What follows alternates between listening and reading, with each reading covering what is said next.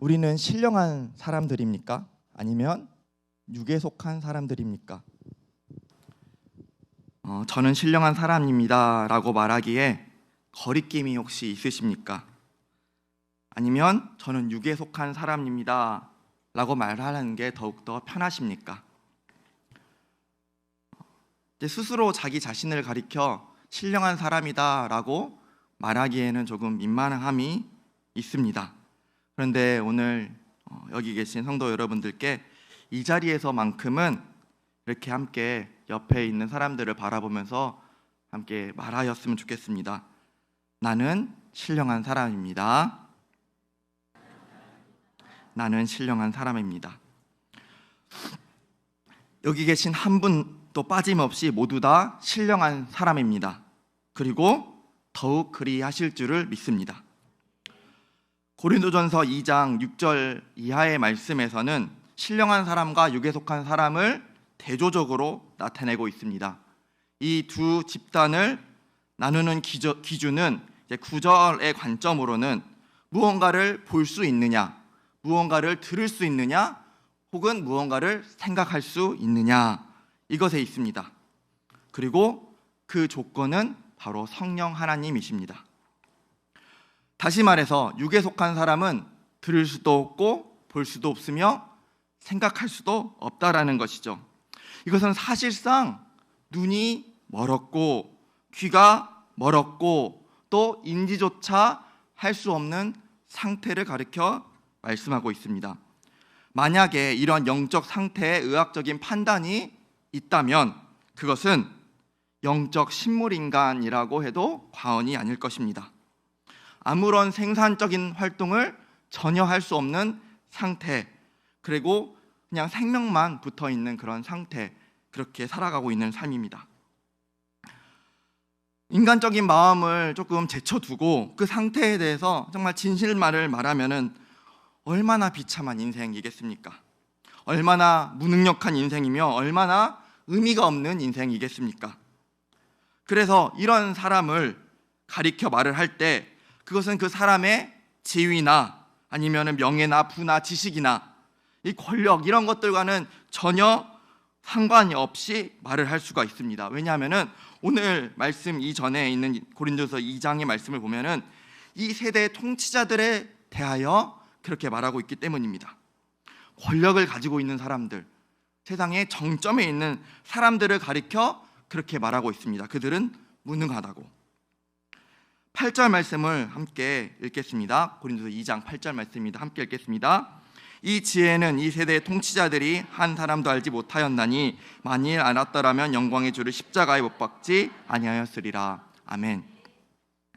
이제 뒤에 이어지는 구절이지만 15절 말씀을 보면은 신령한 자들은 모든 것을 판단하나 자기는 아무에게도 판단을 받지 아니한다라고 말씀하고 있습니다.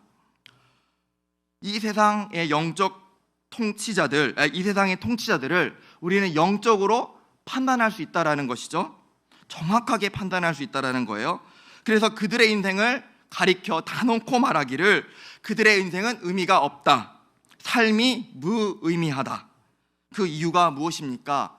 그들이 권력을 갖고 있어서 그런 게 아니라 바로 성령 하나님께서 그 안에 계시지 않기 때문입니다.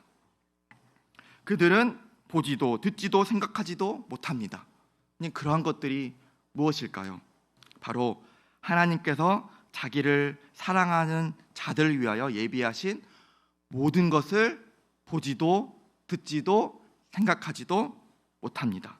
그래서 하나님이 누구이신지도 모르고 예수 그리스도의 십자가와 부활이 무엇인지도 모르고 왜 자신이 고통 당하는지도 모르고 그 고통을 당하는데 어떻게 그것에 빠져나가는지도 모르고 내면에 있는 불안이 있는데 그게 왜 불안이 있는지도 모르고 그것을 극복할 수 있는 방법도 모르고 그리스도의 몸인 교회도 모르고 그 삶의 이유와 목적도 모르고 왜 돈을 벌고 가정을 이루고 자녀를 양육한지도 모르는 그 상태, 아무것도 모르는 상태, 바로 그들이 처해진 상태입니다. 그들의 삶과 연관된 삶의 모든 것들이 왜 그렇게 이루어지고 왜 이렇게 어떻게 해야 되고 아니면 무엇을 해야 되는지 아무것도 모릅니다. 이것이 바로 육에 속한 사람들의 모습입니다. 듣지도 못하고 생각하지도 못하고 보지도 못하는 상태입니다. 인간을 만물의 영장이라고 이제 세상적으로도 말을 합니다. 그런데 그렇게 말하기 전에 인간은 피조물입니다.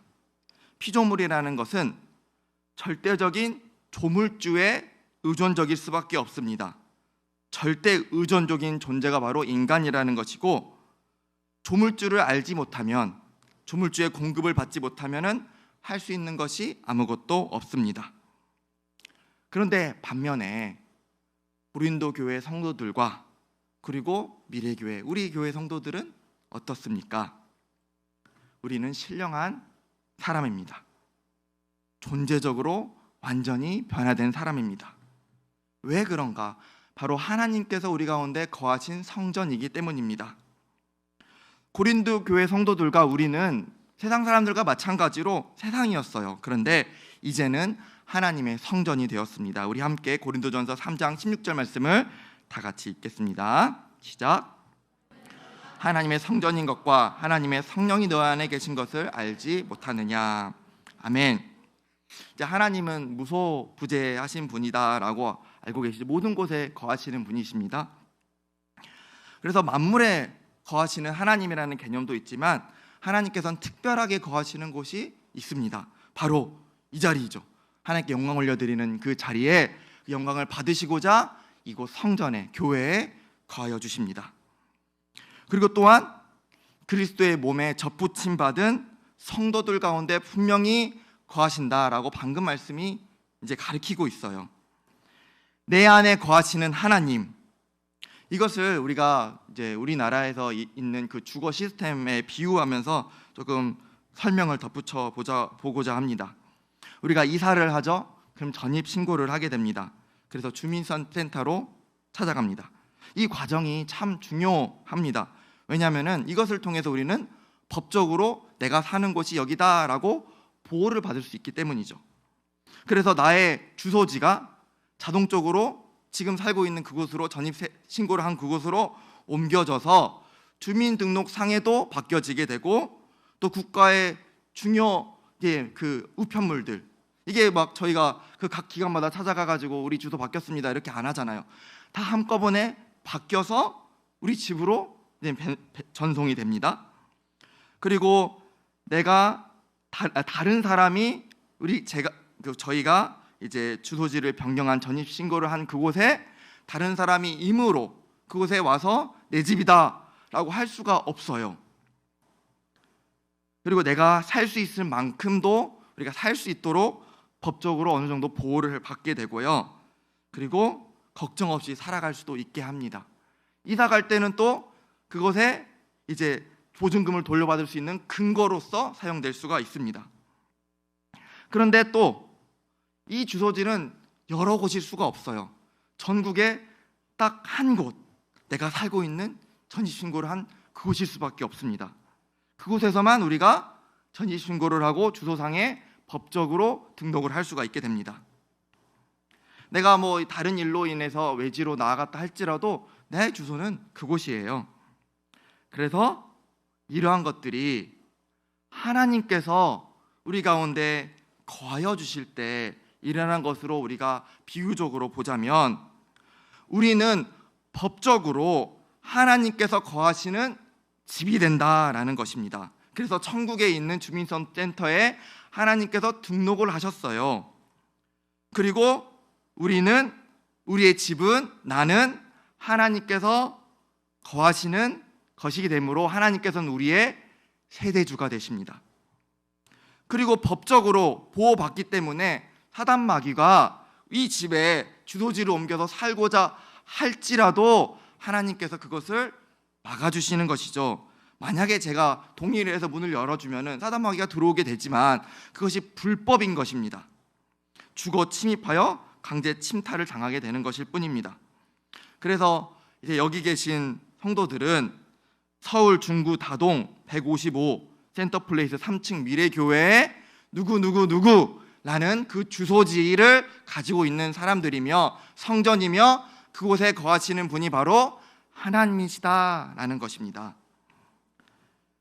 내 안에 창조주 하나님이 살아계시면 그 사람은 절대적으로 그 존재 자체가 바뀌어지게 될 수밖에 없습니다. 미국 대통령이 살고 있으면 백악관입니다. 그리고 러시아 대통령이 살고 있으면 크렘린궁입니다. 그리고 이전에는 한국 대통령이 살고 있는 곳이 청와대였습니다.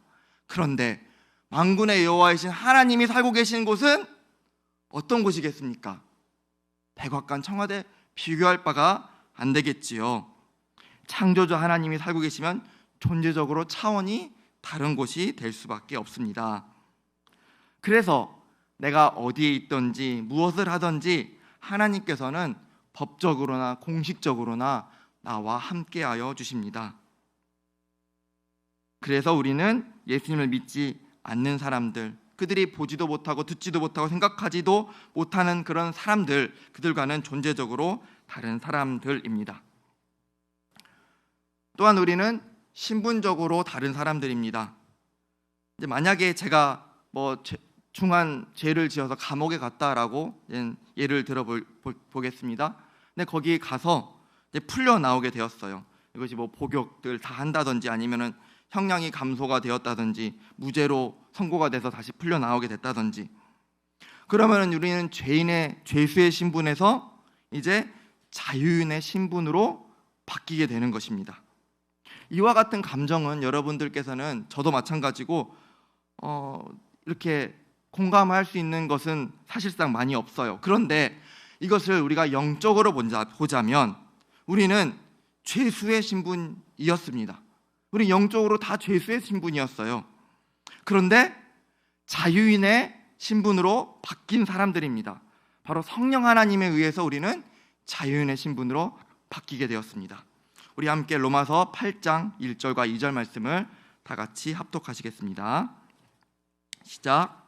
그러므로 이제 그리스도 예수 안에 있는 자에게는 결코 정죄함이 없나니 이는 그리스도 예수 안에 있는 생명의 성령의 법이 죄와 사망의 법에서 너희를 해방하였습니다.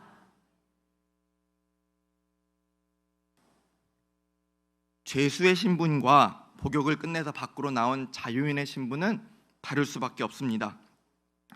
그리고 이 신분이 다르다라는 것은 무엇을 기반으로 살고 있느냐가 다르다라는 것을 의미합니다.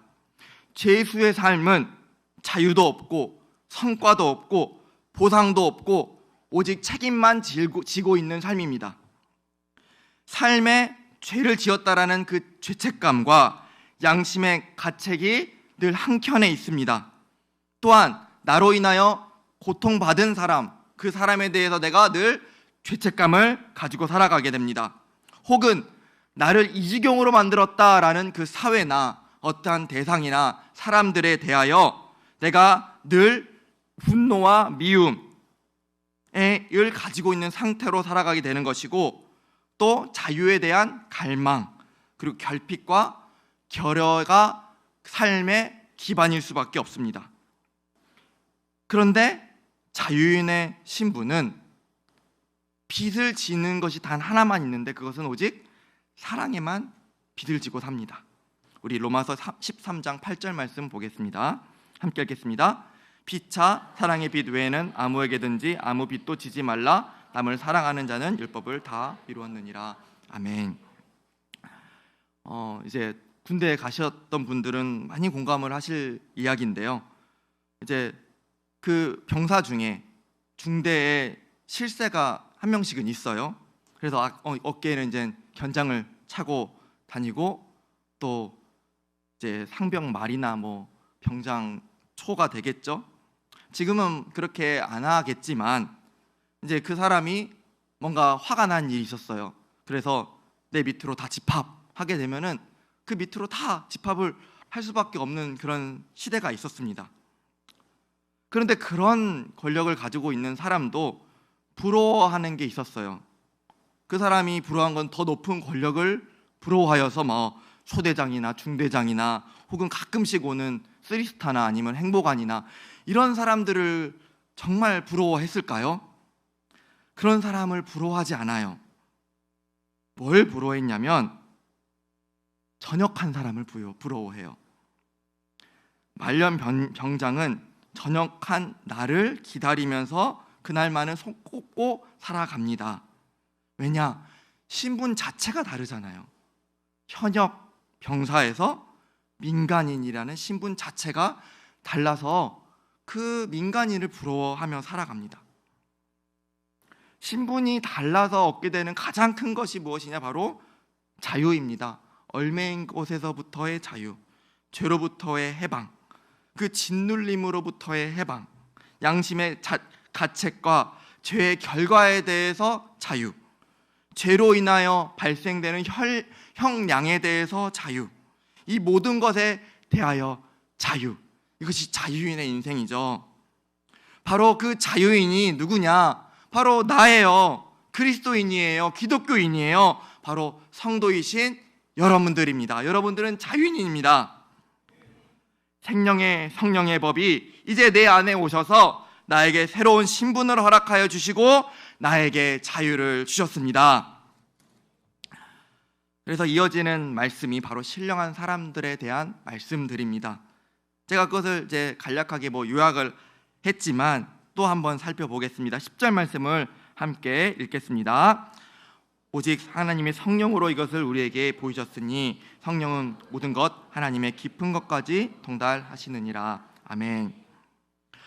하나님의 깊은 것까지 통달하시는 하나님의 영, 그 성령 하나님께서 내 안에 들어오셨습니다.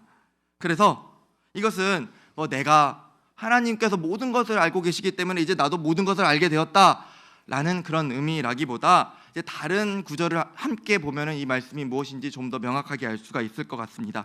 그래서 요한복음 14장 26절 말씀을 함께 보겠습니다. 함께 읽겠습니다.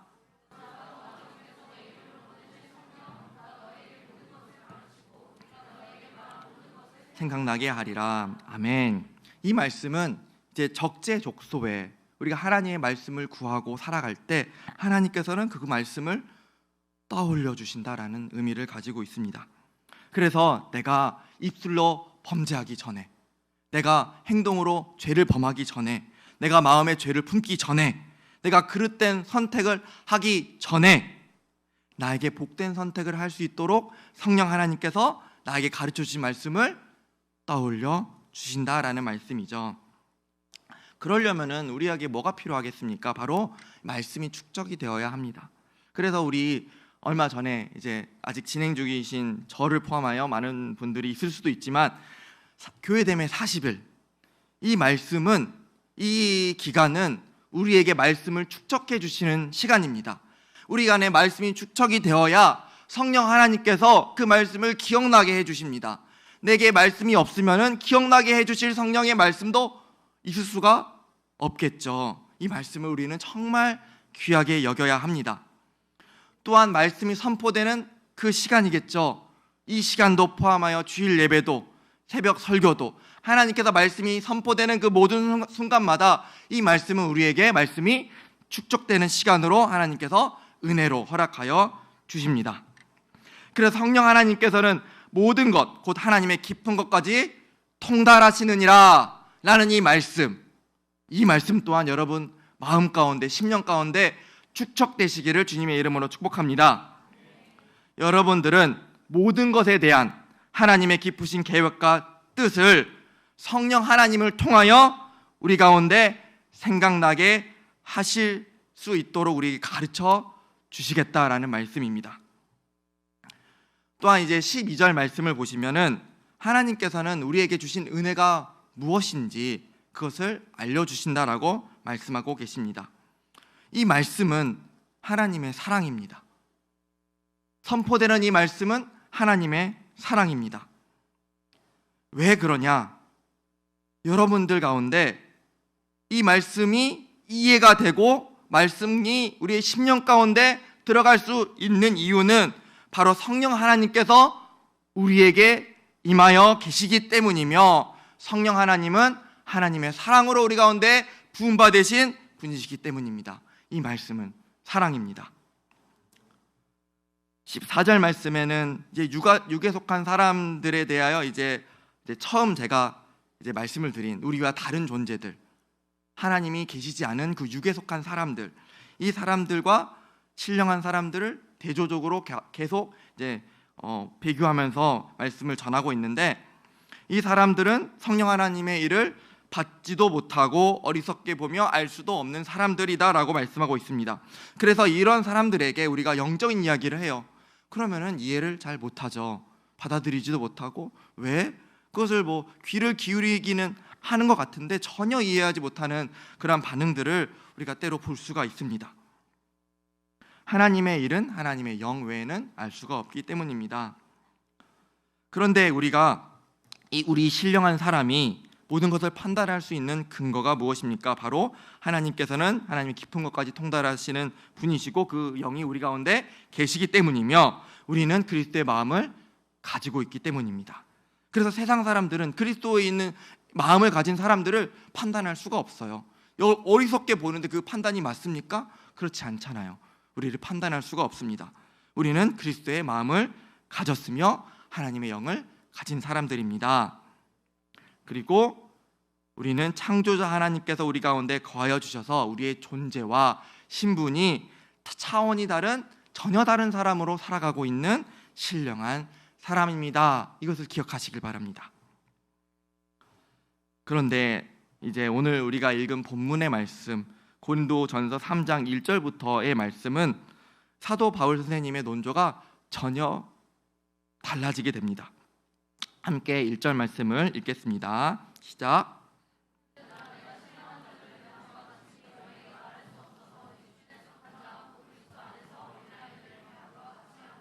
아멘. 사도 바울 선생님께서는 고린도 교회 성도들을 향하여 신령한 사람들로 대할 수가 없다라고 말하고 있습니다. 그렇게 어려움이 있다라는 거죠. 그들을 신령한 사람들이라고 말하기에. 그럴 수밖에 없는 이유는 너희가 젖을 먹고 있기 때문이다. 밥을 먹지 못하기 때문이다 라고 합니다. 그래서 그런 사람들의 모습을 가리켜 사도 바울은 어쩔 수 없이 육신에 속한 자다라고 선언을 합니다. 그런 사람들이 육신에 속한 사람들이기 때문이죠. 근데 이제 이해할 수가 없는 부분이, 방금 전까지는 고린도 교회 성도들을 향하여 신령한 사람이다 라고 말을 하셨는데 지금에서야 육신에 속한 사람이다 라고 말을 하면은 이제 헷갈리기 시작을 합니다. 그래서 이제 육신에 속한 자들이기 때문에 너희들을 나는 어린아이를 대함과 같이 대하겠다라고 말하고 있습니다. 사도 바울 선생님께는 그럴 만한 이유가 있었습니다. 왜냐하면은 고린도 교회 성도들에게 가지고 있는 문제가 있었다라는 것이죠. 3절 말씀을 함께 읽겠습니다. 시작. 너희는 아직도 육신에 속한 자로다. 너희 가운데 시기와 분쟁이 있으니 어찌 육신에 속하여 사람을 따라 행함이 아니리요. 아멘. 우리 고린도 교회 안에는 분쟁이 있었다라는 것이에요. 시기와 분쟁이 있었습니다. 우리는 고린도 교회 성도들은 성령 하나님께서 들어오셔서 그 신분과 존재가 완전히 바뀌어진 사람들이 되었는데 아직까지 육신에 속하여 사람을 따라 행하고 있었다. 그래서 시기와 분쟁이 그 가운데 있었다라는 것을 지적하고 계시는 장면입니다. 그래서 이런 모습을 보아하니 너희는 내가 신령한 사람이라고 말할 수가 없겠구나. 너희는 영에 속한 사람이 아니라 육에 속한 사람이다 라고 말하게 되는 것이죠. 창조주 하나님의 선포로 살아가는 사람이 아니라 그리스도의 마음으로 살아가는 사람이 아니라 육에 속한 사람임이 틀림이 없다. 신령한 것을 소화할 수 있는 능력이 없다. 그래서 나는 너희들에게 어린아이와 같이 대할 수밖에 없다라고 이야기하고 있습니다. 우리는 구원을 받았습니다. 예수님을 인격적으로 만났습니다. 우리는 때로는 방언으로 기도하고 소리질러 부르짖으며 하나님 앞에 기도드립니다. 뜨겁게 찬양합니다. 그 은혜를 우리가 누리고 살아가게 됩니다. 이것은 신령한 사람이라는 것을 증거하고 있어요. 그런데 내 자신을 돌아보면은 신령한 것과 거리가 먼 것들이 보인다라는 것이에요. 신령한 사람이라고 일컬음을 받을 수 없을 정도로 부끄러움이 우리 가운데 있다라는 것입니다. 그래서 이 말씀이 우리에게 임하면 이것은 시기와 다툼뿐이 아니라 하나님의 말씀에 관하여 육에 속하여 사람을 따라 살아가는 모습이 우리 가운데 있다라는 것을 우리에게도 말씀하고 있습니다. 고린도 교회 안에 있는 분쟁, 우리 안에 있는 시기와 다툼, 그것은 성령 하나님께서 살아계시는 모습은 아닙니다. 우리가 기도를 하고 살아가고 있지 않다, 그러면 이것 또한 성령 하나님께서 살아계셔서 우리가 교통하고 계시는 모습이 아닙니다. 우리가 죄를 사여 주시는 것을 우리가 압니다. 그와 같이 우리에게 사여 주신 그 죄를 다른 사람을 위하여 사용하지 않고 용서하지 않고 살아간다면 그것 또한 성령 하나님께서 살아계신 모습이 아닙니다. 우리가 말씀을 들었을 때 그 말씀을 깊은 것까지 통달하게 하시는 그 성령 하나님께서 그것을 깨닫게 하셔야 하는데, 그것이 생각나지 않는다면 성령 하나님께서 역사하시는 모습이 아니다라는 것이죠. 우리에게 끊지 못하는 죄가 여전히 존재하고, 물질을 우상 숭배하고, 마음의 입술에 불만이 불평이 가득하고, 남편의 위치, 아내의 위치를 떠나고, 부모의 위치, 자녀의 위치를 떠나고, 스승의 위치를 떠나고, 제자의 위치를 떠난다면은 그것은 성령 하나님의 모습, 삶이 아닙니다. 하나님께서 나를 온전하게 세우시기 위하여 세우신 그 권위를 대적하고 반발하고 회피한다면 그 역시도 성령 하나님께서 살아계신 모습이 아닌 것입니다. 그래서 이런 모습들이 여전히 우리 가운데 남아있다면 사도 바울이 고린도 교회에게 책망하신 그 모습과 같이 아직 멀었습니다 라는 것을 우리에게 동일하게 가르쳐 주고 계십니다. 그래서 그렇다면은 아직 감당할 준비가 되지 않았으니 그저 우리는 어린아이로 살아가야 하겠습니까? 사도 바울이 어린아이와 같이 그들을 대하겠다라고 말씀을 하셨다면은 우리는 어린아이일 뿐입니다, 아직 감당할 준비가 되지 않았습니다 라고 해야만 하겠습니까? 제가 한번 문제를 내겠습니다. 이제 1번이나 2번 둘 중에 하나를 이제 고르시면 되는데, 사도 바울이 고린도 교회 성도들에게 이 서신, 이 내용을 보낸 이유가 뭐겠습니까? 첫 번째, 고린도 교회 성도들은 아직 딱딱한 밥을 먹을 준비가 되지 않았다. 그래서 앞으로 때가 되면은, 아직은 아니니까 조금 기다렸다가 다시 딱딱한 밥을 차려줄 테니 그때 먹어라 라는 의미로 보내셨겠습니까? 아니면 성도들은 이미 소화할 능력을 충분히 가지고 있는데, 이도 단단하고 소화기관도 튼튼하고 딱딱한 밥을 먹어야 하는 사람인데 아직도 젖만 먹으려고 하니까 이제 딱딱한 밥을 먹으시오 라는 의미로 보냈다. 무엇이겠습니까? 2번이겠죠. 1번이었으면 이런 권면을 하지 않으셨겠죠. 들을 준비가 되지 않았는데 이런 말씀조차 왜 전하겠습니까? 더하기 빼기를 하고 있는 어린아이들에게 왜 정성 문제를 주겠습니까? 그럴 필요가 없겠지요. 단단한 음식을 먹으라 라는 말씀입니다. 이제 이거를 제가 이제 밥 이야기니까 비유적으로 또 설명을 하면 좋겠습니다. 이제 12월 첫째 날부터 주한이가 이유식을 먹기 시작을 했습니다. 윤정사모가 저에게 영상을 찍은 것을 보내주었는데, 그 영상에는 2숟가락을 이제 잘 먹고 있는 모습을 담고 있어요. 근데 이제 이유식 잘 먹는구나라고 저는 생각을 했습니다. 근데 집에 가니까 그 이후부터는 숟가락을 넣으면 뱉었대요. 그래서 하나도 먹지 않았대요. 그래서 왜 그러냐? 그렇게 먹는 게 괴로웠다라는 것이죠. 그래서 누구랑은 참 다른 것 같습니다. 그런데 그런 조짐이 일찍부터 있었습니다. 어린 아이들이 어린이집을 다니게 되면은 각종 질병을 걸려서 오죠. 그래서 기침도 계속하고 콧물도 계속 나고, 이게 이제 2명 보내면은, 아직은 저는 안 보냈지만 계속 끊이지 않을 것 같아요. 그래서 아기가 먼저 걸리면 엄마 걸리고 아빠 걸리고 또 다시 아기 걸리고 이렇게 계속 돌아가는 것 같아요. 그래서 서천에 제가 살 때 가장 핫플레이스가 땡땡 어린이 그 소아과였습니다. 그래서 9시 땡 하면은 이제 온라인으로 등록을 하면은 뭐 어떻게 하는지 모르겠지만 그 대기가 점심 이후에 갈 수 있는 그 대기 번호를 받아요. 그리고 이제 병원에 가서 진찰을 받고 약을 받아서 집에 옵니다. 그러면은 아이들은 알약을 못 먹으니까 거기에 시럽도 주고 그것을 이렇게 빻아놓은 가루약도 주죠. 그래서 물약과 일정 섞어서 이제 먹이면은 이제 가루약이 조금 쓰다 하더라도 시럽이 너무 다니까 이제 아이들이 그래도 먹을 수는 있습니다.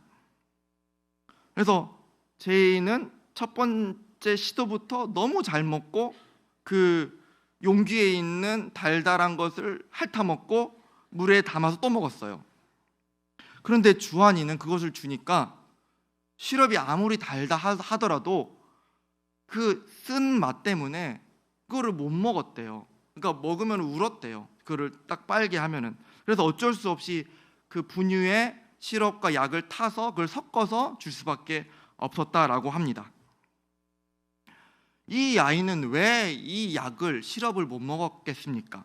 이건 마찬가지로 이유식을 못 먹는 이유와 동일하지요. 약이 쓰니까. 밥이 내가 생각한 그동안 먹어온 거와 마찬가지로 분유는 달달하잖아요. 근데 이유식은 달달하지 않습니다. 그와 다르니까, 달달하지 않으니까.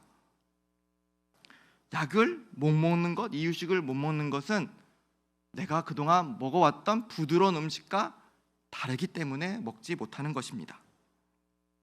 그러면 아무리 약의 효능이 좋고 병을 낫게 하는 능력이 있다 할지라도 그 약을 먹지 못하면 그 효능은 내게는 아무런 쓸모가 없게 되지 않겠습니까? 먹어야 합니다. 그것이 먹어야 내 안에 효능이 나타나게 됩니다.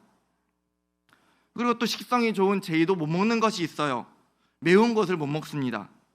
후추같이 조금 매운 거라고 해도 그것이 이제 음식에 뿌려져 있으면 맵다라고 표현을 해요. 그리고 뱉어요.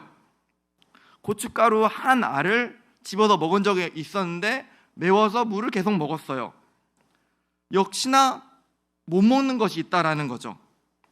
그런데 이제 먹지 못할 것들이 다른 것들도 있겠죠. 딱딱한 것도 못 먹고 길고 질긴 것도 못 먹고, 만약에 이것을 이렇게 계속 먹게 된다면은 배탈이 날 수도 있고 목에 걸릴 수도 있고, 이제 질긴 것을 먹을 때 튼튼하지 않은 이로 그것을 계속 씹게 되면은 그것을 못 넘길 수도 있고 그럴 거 아닙니까?